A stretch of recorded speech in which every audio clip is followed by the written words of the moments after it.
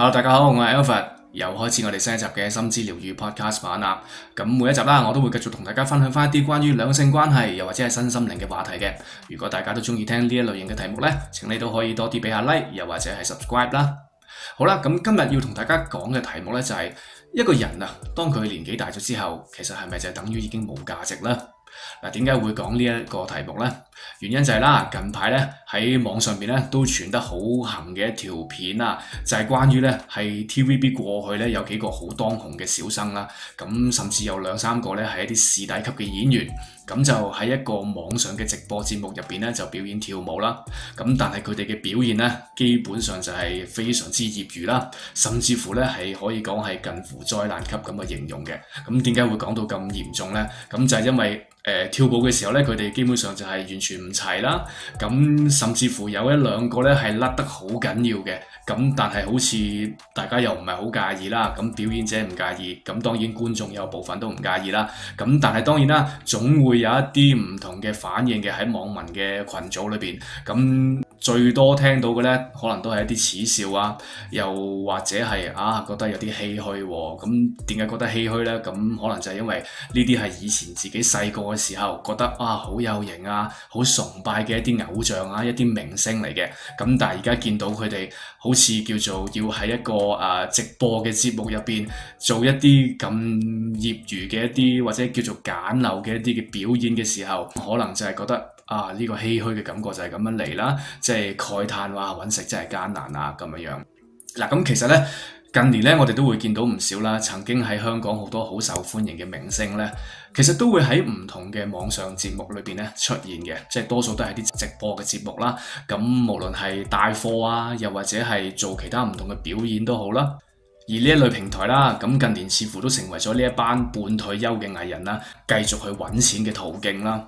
咁當然啦，唔同人可能會有唔同嘅睇法啦。咁有啲人可能會覺得，喂，都冇辦法啦。咁可能已經人氣已經過咗啦，已經冇以前咁受歡迎啦。咁可能就係冇乜再拍戲，冇乜劇拍，咁只能夠喺呢啲地方去繼續去揾錢，繼續去生存啦咁樣樣。咁當然啦，呢個 point 其實唔係冇佢嘅道理嘅。其實大家都明白，講出嚟亦都幾啱嘅。咁但係會唔會又可以有另一個角度去問下，就係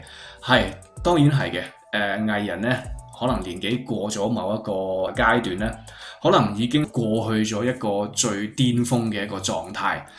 無論係佢嘅樣貌啦，或者係身體嘅狀態啦，都已經過咗最巔峰噶啦。咁但係問題就係，一個人即使佢係到咗中年，咁係咪就係一定咁冇計嘅咧？嗱，其實我哋睇翻就講翻娛樂圈或者藝人呢一行，咁其實有唔少藝人咧都可以係好長青嘅喎。咁當然啦，一講大家可能諗到好多一線藝人啦，即係可能拍戲而家都仲好活躍嗰幾位啦。咁但係除咗嗰幾位之外咧，其實都仲會有一啲我哋叫做甘草演員啦。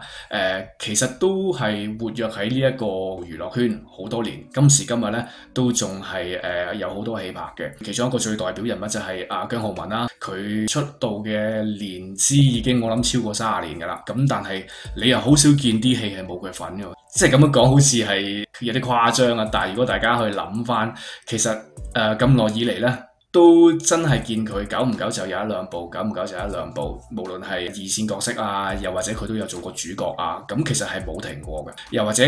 過去我哋都會成日見到嘅阿智叔啦、廖啟智啦，咁其實都係好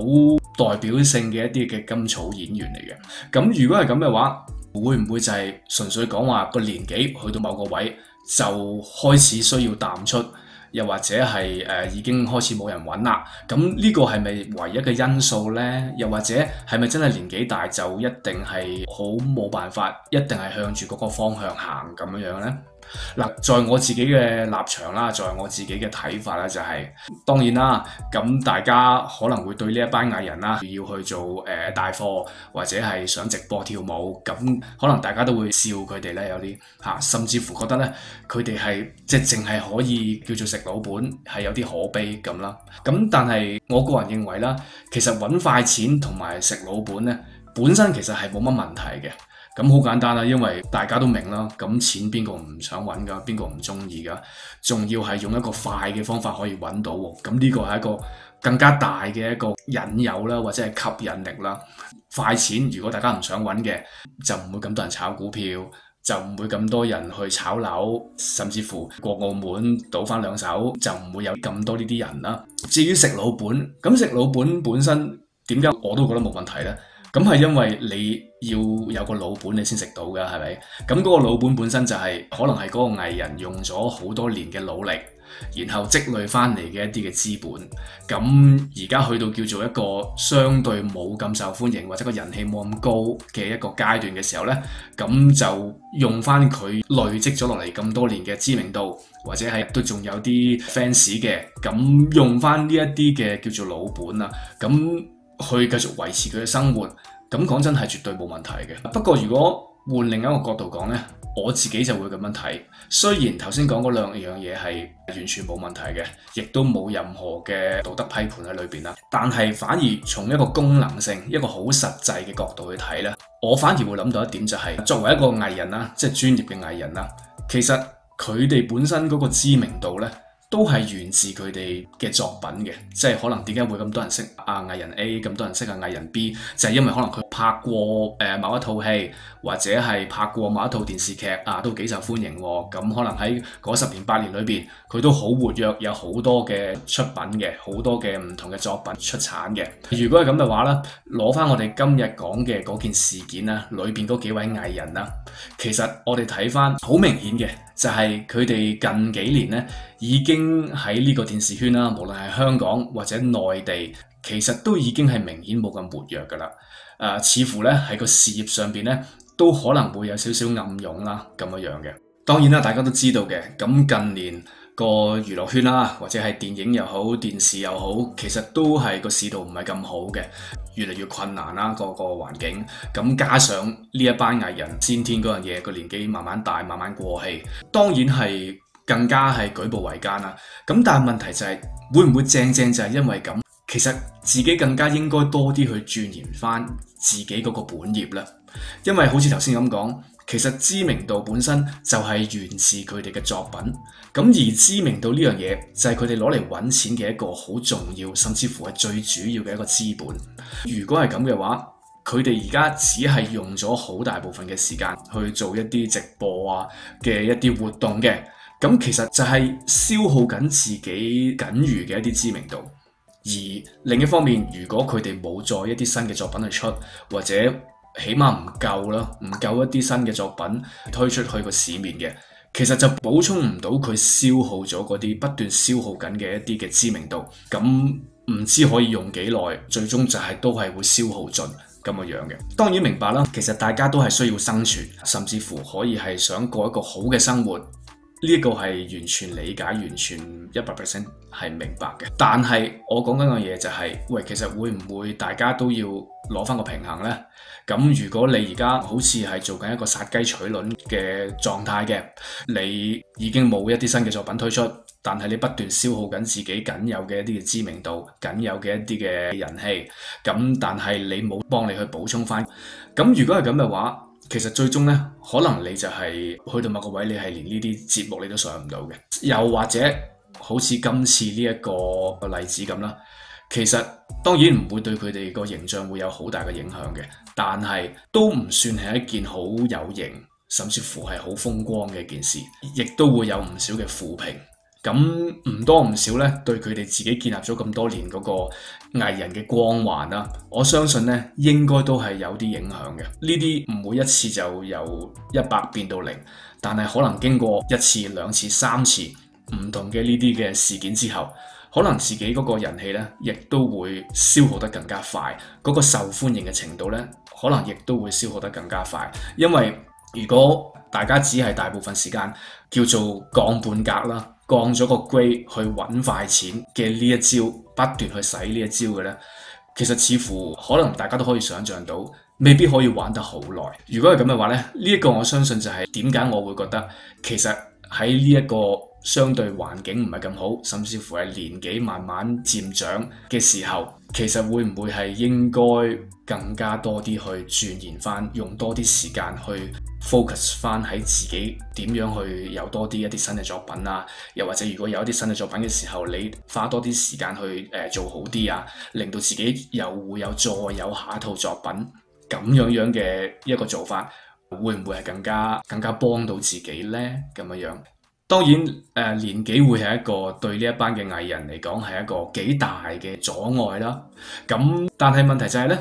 年紀大，翻返頭先講啦，係咪真係等於冇價值呢？在我自己嘅諗法啦，我會覺得其實唔同階段呢，人喺唔同階段呢，唔同嘅年紀嘅人，其實都會有佢自己屬於嗰個年紀嘅一啲獨有嘅價值嘅。但係問題就係睇下你自己有冇喺你嘅人生裏邊，喺唔同嘅階段都會繼續去建立自己啊，去 build up 自己啊嘅一個過程。如果你有嘅呢，我相信其實就係可以 fulfill 到頭先講嗰樣嘢，就係話每一個唔同階段嘅人生，其實都會有佢自己嘅一啲獨有嘅價值嘅。咁例如好似你好後生嘅時候，咁你就會體力充沛啦，你嘅身體啦會係一個最巔峰、最強壯嘅一個狀態。你嘅外表啦，即係可能後生嘅時候，哇好靚仔啊，或者好有型嘅，身材又好好嘅。咁喺年輕嘅時候呢，就係會有呢一類型嘅價值啦。咁而喺呢一個階段裏邊呢，就係會需要去累積一啲歷練啦。因為你缺乏嘅呢，就係一啲人生嘅經歷啦。咁所以喺呢一段時間裏邊呢，係需要累積一啲歷練啦。咁如果你有咗呢一啲嘅歷練之後呢，你帶落去到你中年嘅一個年紀嘅時候，咁你有嘅呢，就係會一啲嘅足夠嘅經驗啦，同埋你個人會變得好老練嘅，喺處事方面，喺同唔同人去相處啊，甚至乎喺一啲揾錢理財嘅方法上呢，或者係你自己工作上呢，亦都會有好多好好嘅技巧係累積咗嘅。咁而喺呢一個階段裏邊呢，我哋可以累積到嘅就係一啲財富啦。因為喺中年呢一個年紀裏邊呢，就係人生裏邊叫做最揾到錢嘅一個狀態啦。因為身體唔係好老，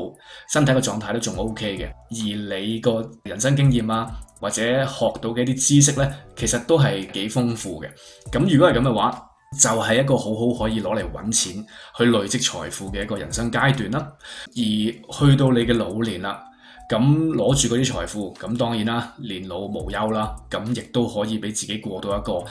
幾好嘅一個嘅退休生活啦，咁樣樣。咁而喺老年嘅時候，經過人生咁多年嘅一啲嘅經歷啦，咁其實呢都會累積咗好多嘅智慧啦。無論係你點樣去睇個世界啊，你點樣去睇自己啊，你點樣去睇身邊發生呢個世界裏邊唔同嘅事啊，可能好多嘢呢，即係成日啲人都講啦，即係去到幾廿歲呢就睇得好化噶啦。咁裏邊呢係需要一啲智慧嘅。如果係咁嘅話，當你喺唔同嘅人生階段，你都會有每一個階段裏邊各自累積咗一啲嘅經驗啊，或者累積咗一啲實體嘅一啲嘅資產嘅時候呢，咁其實我哋就會見得到，就係喺我哋每個人生唔同階段裏邊呢，都會有佢自己嘅一啲獨有嘅價值嘅。如果係咁呢，今日嘅呢一個題目就係話，喂，年紀大係咪就係等於冇價值呢？咁在我自己嘅睇法呢，我就覺得絕對唔係嘅，都係嗰句，視乎翻你自己有冇去努力喺你人生唔同嘅階段裏邊呢，